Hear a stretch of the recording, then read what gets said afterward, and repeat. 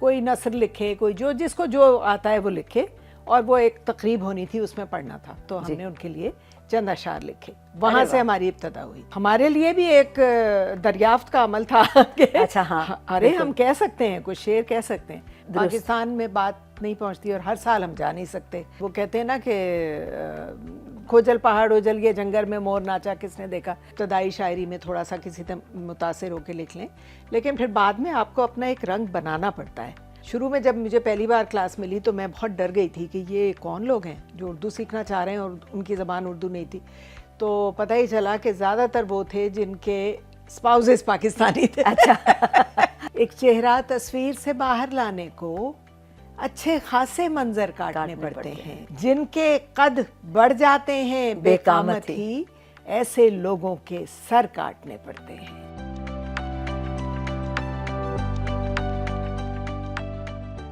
Programme beyond with بہجت کے ساتھ حاضر بہجت جیلانی. السلام علیکم. آج اس وقت میں نیو یارک میں ہوں, اور نیو یارک میں میں جس شخصیت کے ساتھ ہوں اس کو آپ سب لوگ جانتے ہیں. نام تعارف کا محتاج نہیں, حمیرہ رحمان میرے ساتھ ہیں اس وقت, اور میں انہی سے بات کر رہی ہوں. جیسا کہ آپ سے ہمیشہ ہم بات کرتے آئے ہیں کہ ان پروگراموں میں ہم آپ کو ان لوگوں سے بات چیت کرائیں گے, متعارف کرائیں گے جن کے بارے میں ہمیں زیادہ کہنے کی ضرورت نہیں, آپ سب لوگ ان کے بارے میں بہت اچھی طرح سے جانتے ہیں. السلام علیکم حمیرہ. وعلیکم السلام, خوش آمدید. 3 کتابیں آپ کی میرے سامنے پڑھی ہیں, اندمال, انتصاب, بہت سے کام کرنے ہیں. ہم ان کا نام بعد میں بھی لیں گے, لیکن پہلے آپ یہ بتائیں کہ جب ہم کسی بھی کام کا آغاز کرتے ہیں ایک کوئی بڑا خاص لمحہ ہوتا ہے, کوئی بڑی خاص سوچ ہوتی ہے, کوئی خاص کیفیت ہوتی ہے جس میں ہم کسی بھی کام کا بیڑا اٹھاتے ہیں. تو ایسا کون سا لمحہ تھا جب آپ نے سوچا کہ آپ اپنے آپ کو اظہار کریں گے اپنا شاعری کی زبان میں؟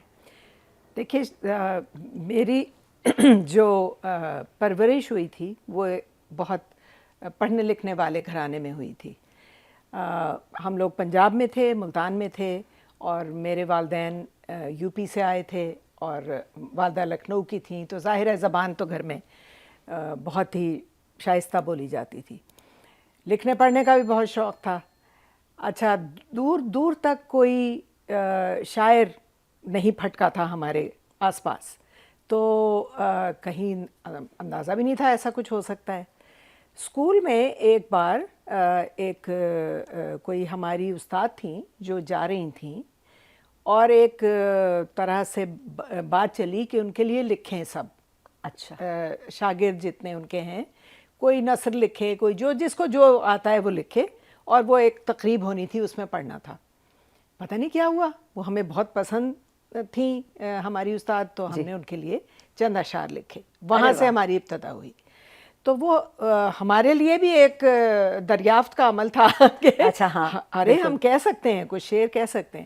وہ ہم نے پڑھا اور وہ بہت مقبول ہوا, اور اس کے بعد سب نے بڑی حوصلہ افزائی کی, ہمارے اسکول میں بھی اور ہمارے گرد کے لوگوں میں بھی. پھر ملتان میں ایک امروز اخبار نکلتا تھا, اتنا پرانا اخبار, اس میں ایک بچوں کا صفحہ آتا تھا, اس میں بچوں کے صفحے میں چھوٹی چھوٹی نظمیں لکھنی شروع کی. اچھا, وہاں سے ابتدا ہوئی ایک طرح سے, جو چھپنے کے بعد لوگوں تک پہنچی بات. وہاں سے ہمارے والد کو پتہ چلا کہ یہ کون سی حمیرہ اخلاق, کہ میں اس وقت حمیرہ اخلاق ہوا کرتی تھی جی. تو انہوں نے کہا کہ یہ آپ کی بیٹی ہے. کہنے لگے ہیں یہ کب ہوا؟ تو میری والدہ جو تھیں وہ بہت دور اندیش اور زمانہ شناس تھیں, اور انہوں نے بہت کچھ دیکھا تھا. اچھا, اپنے بچپن میں انہوں نے لکھنؤ ریڈیو پہ کام بھی کیا تھا. ارے واہ, اچھا. تو وہ بہت ان چیزوں کو پسند بھی کرتی تھیں. تو انہوں نے مجھ سے کہا کہ دیکھو, اگر تم لکھ رہی ہو اور واقعی تمہارے اندر یہ سیکھنے کا عمل جاری رکھنا ہے تمہیں, جی, تو تمہیں اچھے لوگوں کے درمیان ہونا چاہیے جو اس شعبے سے تعلق رکھتے ہوں, لکھنے پڑھنے والے لوگوں.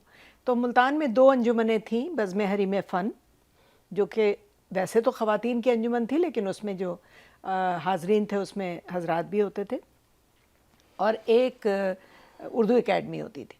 یہ دونوں تنقیدی نشستیں کرتی تھیں, جس میں ایک غزل, ایک نظم, ایک افسانہ, کوئی بھی چیز وہ وہاں پہ پڑھی جاتی تھی, اور اس کے پرخچے اڑتے تھے صحیح معنوں میں, کیونکہ تنقید جو لوگ کرنے والے تھے تو وہ ظاہر ہے کہ لحاظ تو نہیں کرتے، لحاظ نہیں کرتے تھے. تو وہ ایک بہت بڑی تربیت کا حصہ تھا میرا کہ میں نے وہاں جانا آنا شروع کیا. پھر ملتان ریڈیو شروع ہو گیا. 5 سال میں نے ملتان ریڈیو پہ کام کیا. تو وہاں تو لکھنے پڑھنے والے ہی آتے تھے سارے, اور ایک بالکل مختلف ایک حوالے سے اس طرح تعلق ہوا. تو وہاں میں لکھنے سے بھی وابستہ رہی ملتان ریڈیو میں, اور اس سے بھی, اناؤنسمنٹ سے بھی اور نیوز سے بھی, ہر چیز میں لیا ان لوگوں نے مجھے. تو اس طرح سفر کا آغاز ہوا, اس طرح سفر کا اس طویل سفر کا آغاز ہوا جس کا نتیجہ ہے یہ اندمال ہے, انتصاب ہے, بہت سے کام کرنے ہیں. یہ تازہ ترین کتاب ہے آپ کی, جس کی بہت ساری نشستیں بھی ہو چکی ہیں, مجھے اس بارے میں معلوم ہے.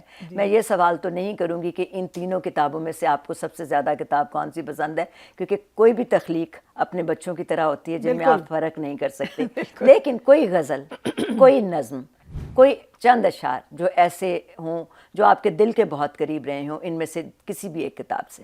ظاہر ہے آپ نے مشکل سوال کیا ہے, یہ منتخب کرنا تو مشکل ہے, لیکن ایک غزل میں اس کو بہت لوگوں نے پسند کیا اور دلوں تک پہنچا اس کا ہر شعر. وہ میں چاہوں گی کہ آڑے ترچھے پتھر کاٹنے پڑتے ہیں. واہ, آڑے ترچھے پتھر کاٹنے پڑتے ہیں, ہجر میں 7 سمندر کاٹنے پڑتے ہیں. واہ, زیست کی چھوٹی سی فائل سرکانے کو واہ واہ, کتنے سارے دفتر کاٹنے پڑتے ہیں. بہت اچھے, بہت اچھے, بہت خوب. اور تھک جاتے ہیں جگنو اچھے خوابوں کے, واہ, آنکھوں کے 100 چکر کاٹنے پڑتے ہیں. واہ واہ, بہت خوب. منظر بنتا ہے باقاعدہ. بالکل, آنکھوں کے 100 چکر کاٹنے پڑتے ہیں. دل کے پاس اندھیرا سا ایک کمرہ ہے. واہ واہ, دل کے پاس اندھیرا سا ایک کمرہ ہے, صدمے اس کے اندر کاٹنے پڑتے ہیں. واہ واہ واہ, اس اندھیرے کمرے کے اندر. دل کے پاس اندھیرا سا ایک کمرہ ہے, صدمے اس کے اندر کاٹنے پڑتے ہیں. بہت خوب.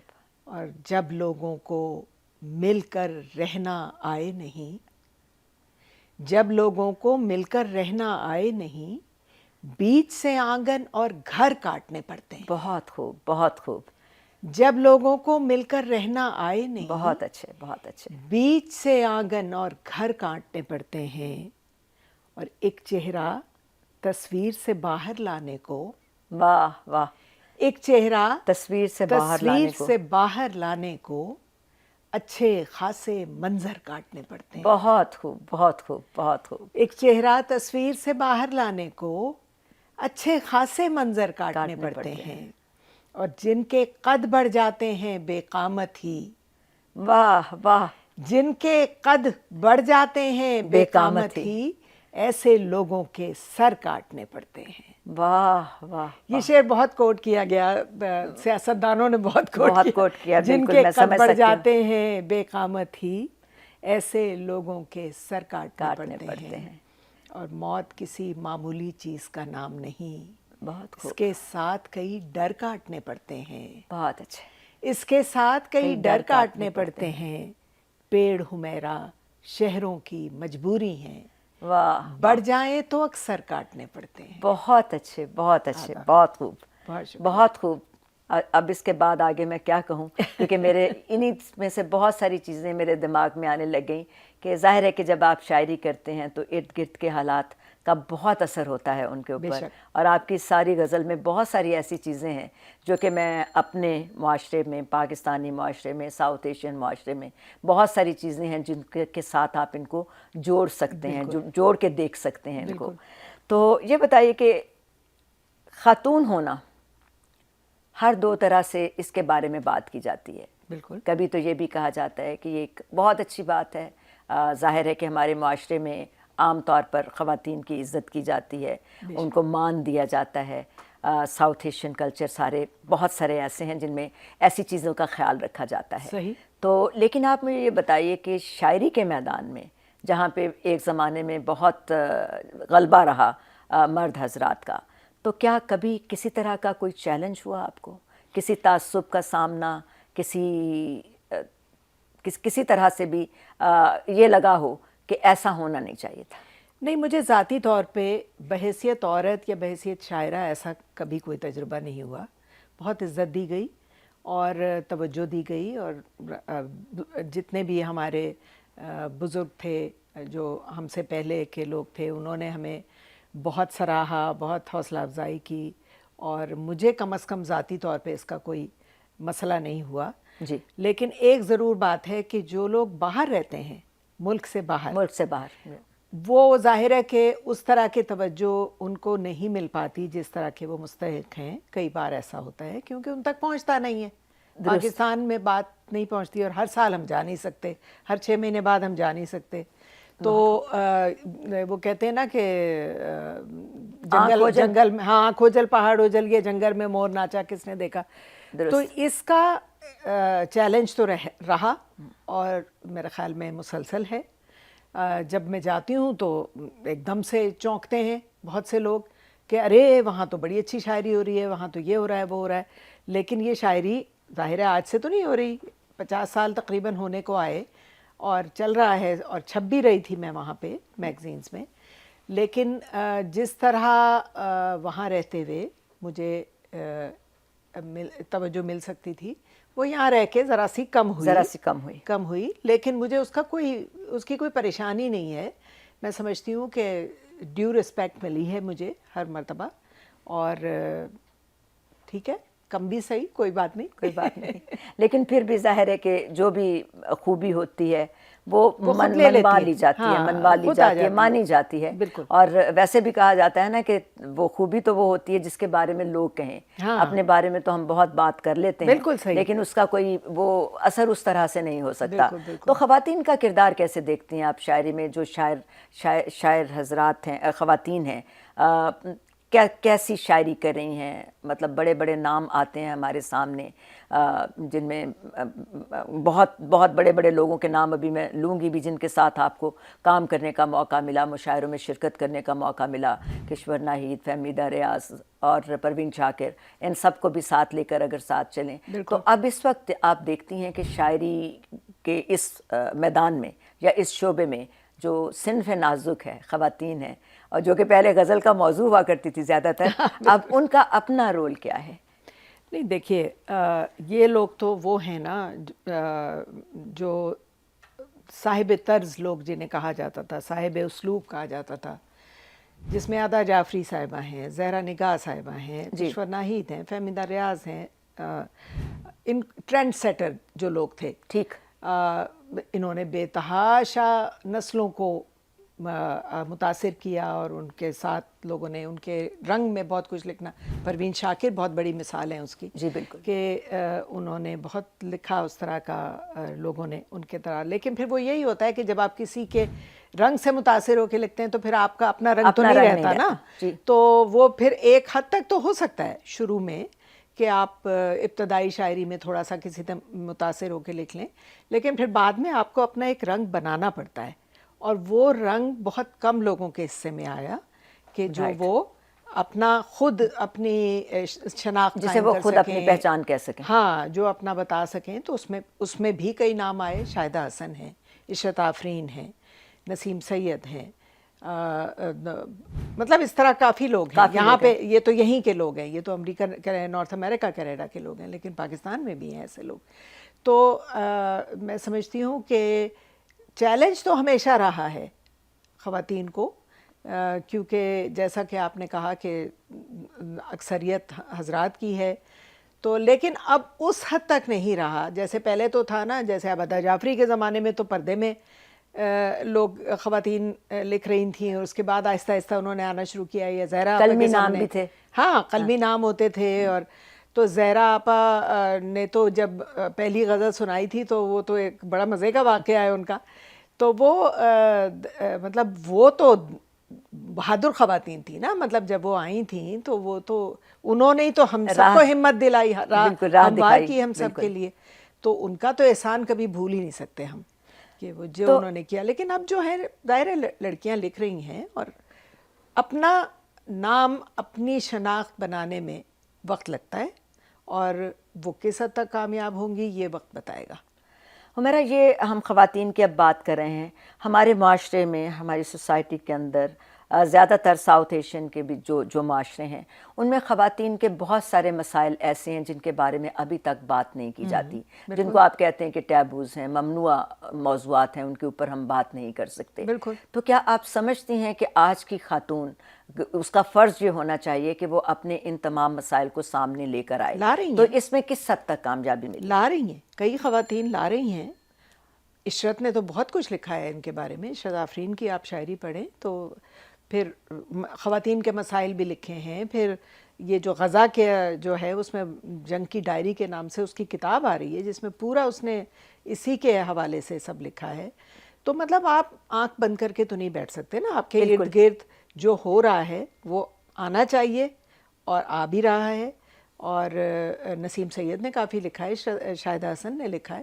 تو یہ میرا خیال ہے یہ تو اس کو اوائڈ کیا ہی نہیں جا سکتا, یہ تو آتا ہے.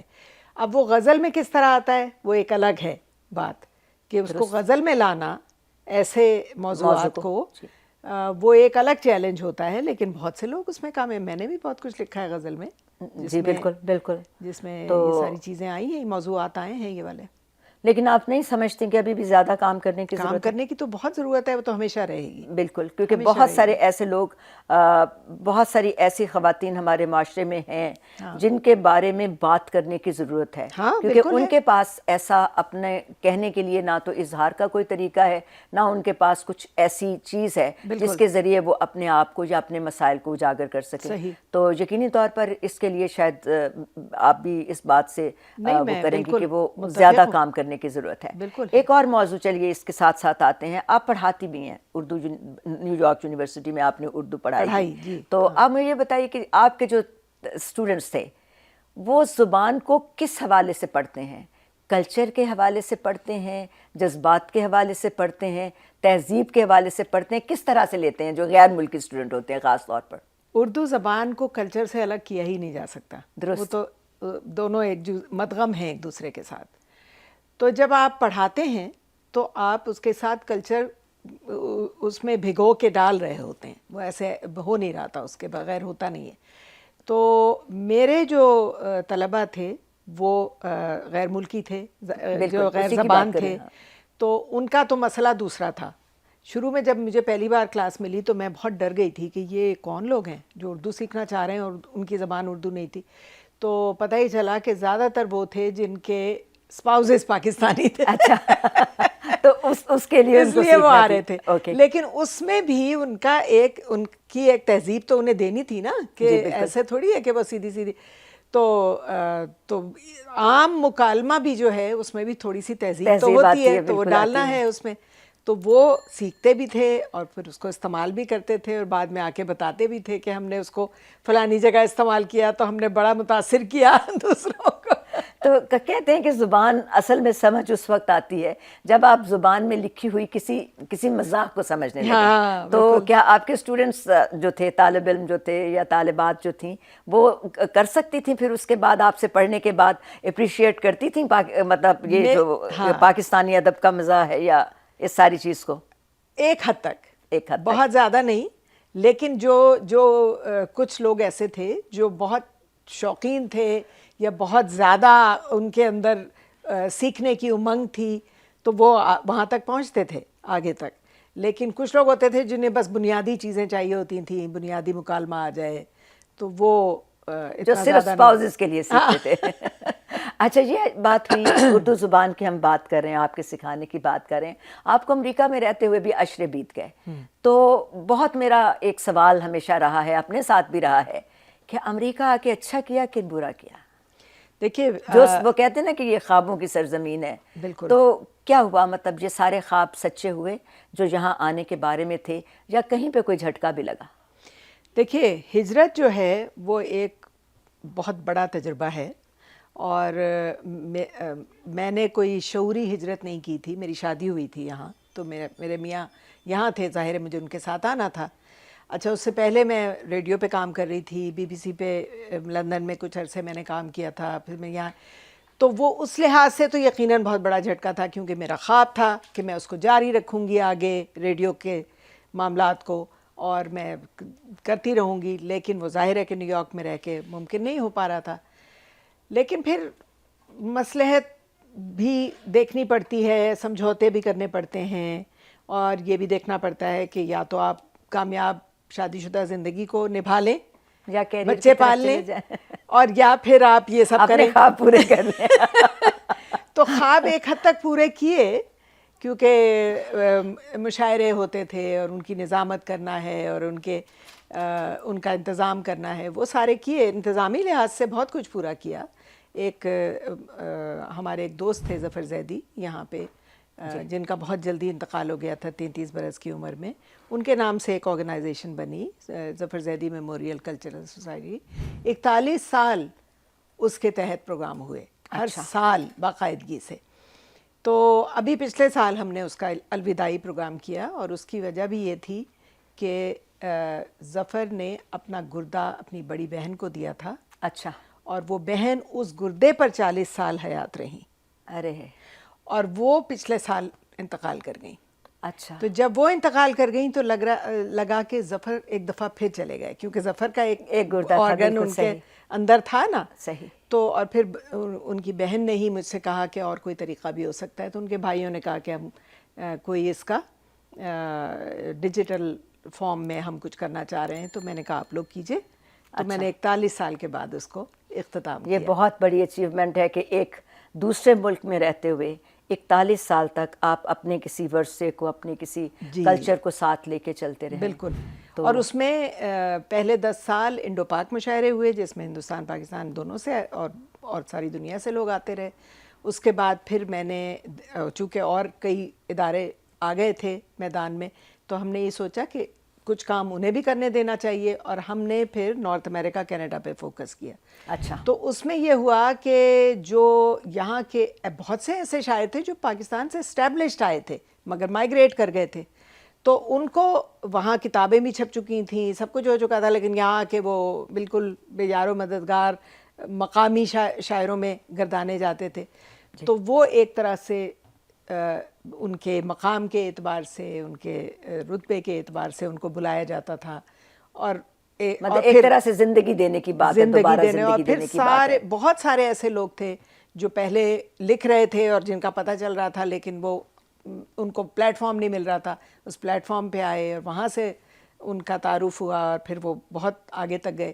تو یہ مجھے اس کی بہت خوشی ہے، کیونکہ میرا ہمیشہ بڑا خون بڑھتا ہے جب میں کسی اچھے شاعر کی شاعری سنوں اور وہ ابھی تک لوگوں تک نہیں پہنچی اور میں اس کا سبب بنی ہوں کسی طرح سے. کسی بھی چیز کا، کسی ایسی چیز کا جو کہ لوگوں تک نہیں پہنچتی اور آپ سبب بنتے ہیں، یہ بہت بڑی بات ہوتی ہے. امریکہ اور کینیڈا میں مشاعرے بھی ہوتے ہیں، لیکن جس طرح پاکستان میں ہوتا ہے اور بہت سارے لوگ سامنے آتے ہیں، تو کیا آپ سمجھتے ہیں کہ یہاں پر بھی اس طرح سے شاعری کی روایت برقرار رکھی گئی ہے، یا ابھی اس میں بھی کچھ زیادہ کام کرنے کی ضرورت ہے؟ کام تو کرنے کی بہت ضرورت ہے، اور لیکن مسئلہ یہ ہے کہ جو اگلی نسل ہے یہاں کی وہ بے بہرا ہے بہت حد تک. ہم نے کوشش یہ کی تھی کہ چونکہ بہت سی یونیورسٹیز جتنی بھی اس وقت بڑی جتنی بھی ہیں جامعات، ان سب میں اردو ساؤتھ ایشین لینگویجز میں پڑھائی جاتی ہے. ٹھیک. NYU میں بھی ہے، کولمبیا میں بھی ہے، رٹگرز میں بھی ہے، UPenn میں بھی ہے، اس طرح کی بہت سی یونیورسٹیز. تو ہم ان سب کے جو شعبے تھے ان میں ہم انویٹیشن بھیجا کرتے تھے مشاعرے کا اپنے. اور ہم یہ کہتے تھے کہ آپ کے جو طلباء ہیں جو اردو پڑھ رہے ہیں ان کو آپ بھیجیے، اور ان سے ہم چارج نہیں کریں گے، ٹکٹ چارج نہیں کریں گے. ان کو فری میں بلاتے تھے. تو اس سے ایک تھوڑا سا اطمینان ہوا لوگوں کو، بچوں کو خاص طور پہ، کہ اچھا ہم جائیں گے تو اچھا. شروع میں اتنا پتہ نہیں تھا انہیں کہ کاہے میں جا رہے ہیں وہ. اچھا ان کے جو اساتذہ تھے وہ چونکہ ہمارے سب دوست تھے، تو وہ یہ کہتے تھے کہ ہم آپ کو ایکسٹرا کریڈٹ دیں گے. اچھا. اگر آپ جائیں گے تو آپ کو، اگر آپ کے امتحان چل رہے ہیں تو اس میں 20 نمبر گویا آپ کو زیادہ مل جائیں گے. بہت اچھے. کیونکہ آپ نے ایک ایونٹ اٹینڈ کیا. بالکل. تو اس طرح بھی بہت حوصلہ افزائی ہوئی، تو آنے لگے. اچھا پھر وہ شروع میں آئے ایک بار دو بار سموسے کھانے، اور کہ بھائی وہ فری میں سموسے مل رہے ہیں، بالکل، تو وہ اس چکر میں آئے. لیکن اس کے بعد انہیں مزہ آنے لگا. انہوں نے کہا یہ تو واقعی کچھ ہے ایسا. پھر انہوں نے اپنے اور چند دوستوں کو بھی کہا جو اردو نہیں بھی پڑھتے تھے، انہیں بھی کہا، انہیں بھی لے کے آنے لگے. تو ہمارے ہاں پچھلے کئی سالوں میں لوگ بڑے حیران ہوتے تھے کہ تقریباً 25% 20-25% نوجوان ہوتے تھے جو آتے تھے. صحیح. تو ایک صرف ہلکی سی ایک کوشش تھی کہ کم از کم شوق تو پیدا کریں نا ان میں. بالکل شوق پیدا کریں گے تو آگے بھی بڑھیں گے آگے. تو اسی میں سے ایک گروپ نکلا NYU میں جنہوں نے اب چھوٹے چھوٹے پروگرام کرنے شروع کر دیے ہیں. اچھا کر دیے ہیں. ہاں، ایک شاعر کے ساتھ ایک شام، ابھی نون میم دانش کے ساتھ انہوں نے شام کی. اچھا. اور اس میں ان کا کلام بھی سنا گیا، ان سے بات چیت بھی ہوئی، ان کا ترجمہ بھی پڑھا گیا، لوگوں نے ترجمے کیے ان کے بارے میں. اچھا. اسی طرح میری انہوں نے ایک ٹرانسلیشن سلیم کے نام سے ایک پروگرام ہوتا ہے وہاں پہ NYU میں. اچھا. تو اس میں کیا کرتے ہیں کہ ایک نظم لیتے ہیں، اس پہ ایک فیکلٹی ممبر اور 3 اسٹوڈنٹس اس پہ طبع آزمائی کرتے ہیں کہ اپنی طرف سے کوشش کرتے ہیں اس کو سمجھنے کی. اچھا. اور اس کا ترجمہ کرتے ہیں. صحیح. تو ہر آدمی، اچھا حد یہ کہ ٹائٹل کا بھی الگ الگ ترجمہ ہر ایک نے کیا ہوا تھا. اچھا. اچھا. بہت خوب. دلچسپ بالکل معاملہ تھا. بہت خوب. تو تقریباً 2 گھنٹے کا پروگرام تھا اور فل ہاؤس. اچھا. تو اس کا مطلب ہے کہ چیزیں کہیں آگے بڑھ رہی ہیں. ہاں بڑھ رہی ہیں. چراغ کہیں جل رہا ہے، آگے بڑھ رہا ہے. بالکل. ویسے بھی کہتے ہیں نا کہ پہلا قدم جب اٹھ جاتا ہے کسی بھی جگہ پر تو وہ کہیں نہ کہیں تو آپ پہنچ ہی جاتے ہیں. بالکل. وہ ہزاروں میل کا سفر پہلے قدم سے شروع ہوتا ہے نا. صحیح. بالکل. تو اچھا یہ بتائیے گا کہ ایک چیز ہے جس کو آزاد شاعری بھی کہتے ہیں، اور آپ نے اس طرف آنے کی کوشش کی، کچھ نظمیں لکھیں؟ تھوڑی بہت لکھی. اچھا. آزاد شاعری میں ردم ہوتا ہے. اچھا. بغیر ردم کے شاعری نہیں ہوتی، وہ اس کو گایا جا سکتا ہے، مطلب ایسی شاعری ہے وہ آزاد شاعری، کیونکہ ردم کے بغیر تو. لیکن جو نثری نظم ہے اسے گایا نہیں جا سکتا. نثری نظم ایک چھوٹا سا نثر پارہ ہوتا ہے، میں اسے نثر پارہ کہتی ہوں. صحیح. تو لیکن وہ شاعرانہ خیال کو نظم کرتے ہیں مگر نثر میں کرتے ہیں. ٹھیک ہے. درست. تو وہ ایک الگ ہے، مگر یہ اپنی پرسنل چوائس ہوتی ہے کہ آپ کس صنف سے زیادہ قریب ہیں. میں غزل سے زیادہ قریب ہوں، لیکن میں نے آزاد نظمیں کہی ہیں. شروع میں بھی کہی ہیں. غزل کی بات آپ کر رہے ہیں کہ غزل کے زیادہ قریب ہیں. کیا چیز زیادہ اہم ہوتی ہے غزل کے اندر؟ قافیہ ردیف یا نغمگی یا تاثر؟ قافیہ ردیف تو ظاہر ہے کہ وہ ایک پارٹ آف غزل ہے ہی. جی. میرا خیال ہے موضوع اگر آپ نے ایسا نہیں لیا جو دلوں کو نہیں چھو رہا تو بیکار کہہ رہے ہیں آپ، کوئی فائدہ نہیں ہے. درست. تو اس کا مطلب ہے کہ جو آپ کے جیسے کہ خبروں میں بھی ہوتا ہے، دوسرے اس میں بھی ہوتا ہے کہ ٹرینڈنگ ہوتی ہیں کچھ چیزیں. بالکل. کہ آج کا رجحان کیا ہے، لوگ کیا سننا چاہتے ہیں، کیا دیکھنا چاہتے ہیں. وہ بھی ہے. اور کیا مطلب کیا پریشانیاں ہو رہی ہیں ارد گرد، ان کو لکھیے. کیا اچھی باتیں ہو رہی ہیں، کیا امید افزا چیزیں ہو رہی ہیں، کیسی چیزوں میں امکان ہے وہ لکھیے. مطلب صرف ایسی نہیں کہ جسے رونا آئے. اچھی باتیں بھی اچھا. بالکل. اچھی باتیں بھی چیزیں بھی آنی مثبت چاہیے. چیزیں آنی چاہیے. تو آپ سمجھتی ہیں کہ آج کل کی شاعری جو ہو رہی ہے ان دا براڈر پرسپیکٹو، وسیع پیمانے پر اگر آپ دیکھیں تو کیا آپ سمجھتی ہیں کہ اس میں آج کے ماحول کی بڑی اچھی طرح سے عکاسی کی جا رہی کافی ہے حد تک. اور بڑے حساس موضوعات پہ بھی بات ہوتی ہے؟ ہو رہی ہے، کافی حد تک ہو رہی ہے.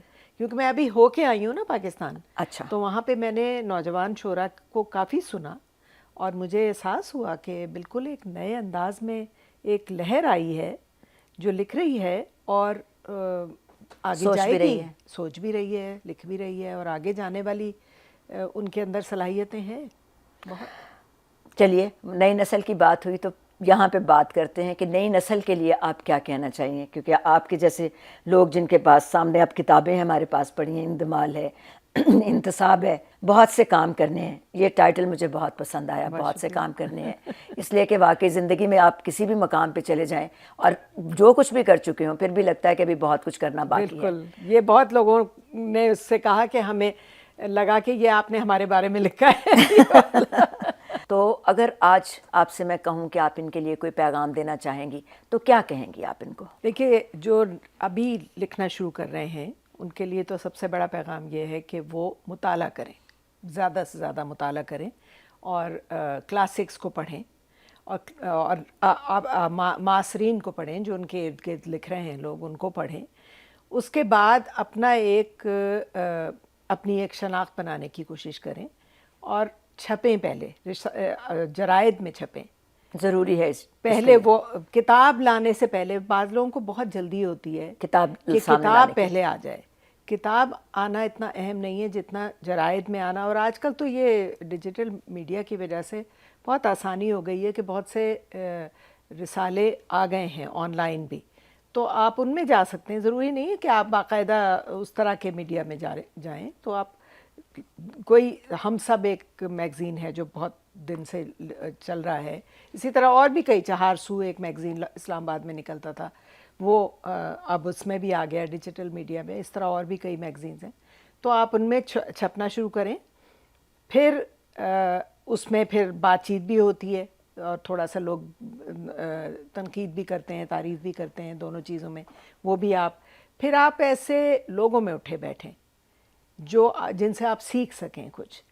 تو یہ ساری چیزیں مل کر آپ کی کارکردگی کو بہتر کرتی ہیں. اور وہ میرا خیال ہے کہ اور تنقید سے گھبرانا نہیں چاہیے. تنقید سے بالکل نہیں گھبرانا چاہیے. اچھا، تنقید پہ یاد آیا کہ حلقہ ارباب ذوق ایک نیو یارک میں ہے جو مہینے میں 2 نشستیں کرتا ہے. اچھا. اور دونوں ایک آن لائن ہوتی ہے، ایک آن سائٹ ہوتی ہے. لیکن جو آن سائٹ بھی ہوتی ہے وہ بھی فیس بک لائیو ہوتی ہے. تو اس میں تنقیدی نشستیں ہوتی ہیں، اس میں نثر بھی پیش ہوتی ہے، نظم بھی پیش ہوتی ہے، دونوں چیزیں، اور اس کے اوپر بات چیت ہوتی ہے.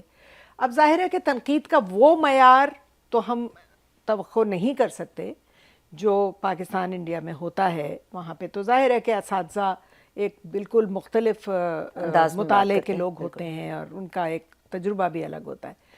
لیکن جس حد تک بھی ہو رہی ہے تنقید اور جس حد تک بھی بات ہو رہی ہے، کم از کم گفتگو ہو رہی ہے، آپ کی پیش کی ہوئی چیز پہ گفتگو ہو رہی ہے. درست. تو وہ اس سے کتنوں کا فائدہ ہو رہا ہے، سننے میں فائدہ ہو رہا ہے. ضروری نہیں کہ آپ گفتگو میں حصہ ہی لیں تو آپ کا فائدہ ہوگا. تھوڑا سا آپ سن رہے ہیں اور سوچ رہے ہیں کہ اچھا یہ لفظ جو ہے اس میں سقم ہے، اس میں یہ بحر سے خارج ہے، یہ مطلب اس طرح کی چیزیں. تو آپ سوچیں گے تھوڑا سا کہ کس طرح سے بحر سے خارج ہے، پھر آپ اس کو بار بار دہرائیں گے تو آپ کو لگے گا ٹریننگ ہو رہی ہے. تو یہ ایک معمولی سی چیز ہے، مگر آپ ضرور، میں تو سمجھتی ہوں مطالعہ بھی بہت ضروری ہے. مطالعہ تو سب سے پہلے، سب سے زیادہ ضروری ہے، سب سے پہلے، جو اب کافی کم ہوتا جا رہا ہے. بڑی تکلیف کی بات ہے. اور لیکن بہر طور ہر زمانے کے اپنے کچھ اصول، کچھ ضابطے، کچھ اقدار بنتی ہوئی، کچھ نہیں بنتی ہوئی، کچھ ٹوٹتی ہوئی، اور کچھ ان کی جگہ نئی چیزیں لیتے ہوئے. تو یہ گفتگو تھی ہماری حمیرہ رحمان کے ساتھ. آج کی پروگرام ہمارا بیجانڈ ود دا بہجت. اور بتانے کی بات یہی ہے، آپ سے درخواست کرنے کی بات بھی یہی ہے کہ آپ اس چینل کو سبسکرائب ضرور کیجیے گا. اپنے کامنٹس میں ہمیں لکھیے گا بھی ضرور، ہماری اصلاح بھی کیجیے گا. کہاں پہ آپ کیا سننا چاہتے ہیں، آپ کن موضوعات پہ بات سننا چاہتے ہیں، خاص طور پر یہاں امریکہ میں کن موضوعات پر آپ چاہیں گے کہ ہم آپ کے لیے پروگرام پیش کریں. تو ہمارا یہ آپ سے وعدہ ہے کہ ہم آپ کے لیے پروگرام پیش کرتے رہیں گے، آپ کو لوگوں سے ملواتے رہیں گے اور آپ کی رائے کا احترام بھی کرتے رہیں گے. تو بہجت کو اجازت دیجیے. بہت شکریہ. خدا حافظ.